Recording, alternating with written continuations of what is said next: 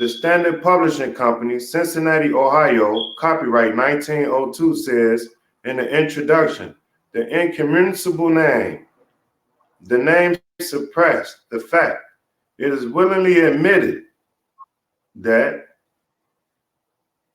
the suppression has not been obsolete, at least so far as the Hebrew and English are concerned.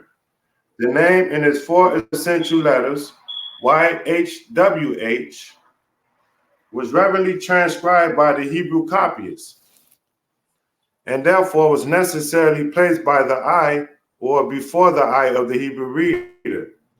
The latter, however, was instructed not to pronounce it, but utter instead a less sacred name, Adonai and Elohim.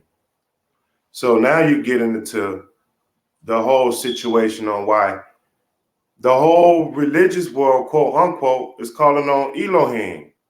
What they're calling on it, because this was something, as it may mention right here, it talks about the suppressed fact. And by the way, I'm reading out of Joseph Bryant Rotherham in the Emphasized Bible, a new translation, the Standard Publishing Company, Cincinnati, Ohio, copyright 1902.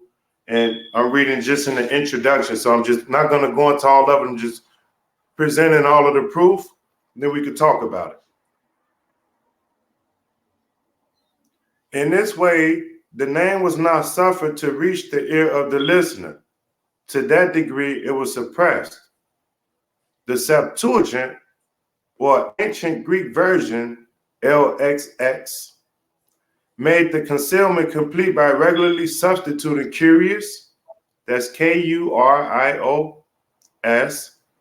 as the Vulgate, and like manner employed Dominus, D-O-M-I-N-U-S. Both curious and Dominus having the same time their own proper service to render as correctly answering to the Hebrew Adonai, confessively meaning Lord. The English versions do nearly the same things and rendering the name as Lord and occasionally God. These terms also having their own rightful office to fill as fitly representing the Hebrew titles Adonai and Elohim and El, so that the Tetragrammaton is nearly hidden in our public English versions. So I've witnessed that. I've looked in a lot of these publications out here, and I see God in all of them. I see in the beginning, God created the heavens and earth. Though I have a problem with that, because according to the Interpreter's Dictionary of the Bible, Volume 1, I'm going to go over here. Interpreter's Dictionary of the Bible, Shlika.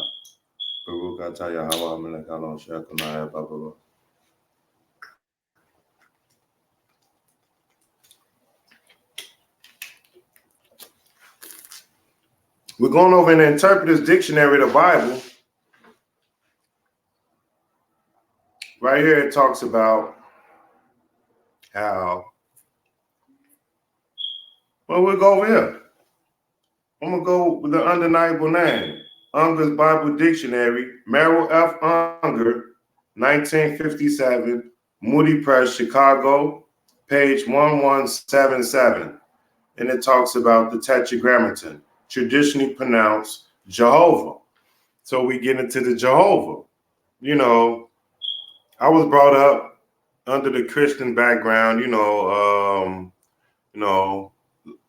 surprisingly, a lot of my family are Jehovah's Witnesses, and I try to talk to them and I try to explain to them, though, however, it's a choice, but I present it. I do my job. I give the message. And the message that I gave them was pretty much something that was written in their own publications. Jehovah.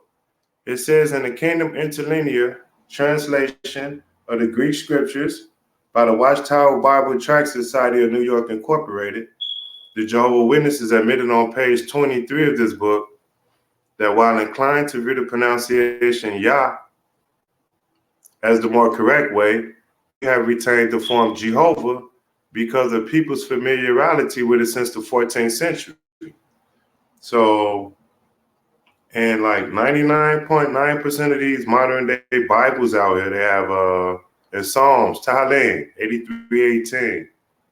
Let men know that you, whose name alone is Jehovah, are the most high over all the earth. That's very misleading and detrimental for those who are, you know, seeking the scriptures and, you know, looking for a way to free themselves from this God spell. If I had to name what I'm talking about, if I had to give it a title, I would call it Godspell. Godspell. Godspell Part 1.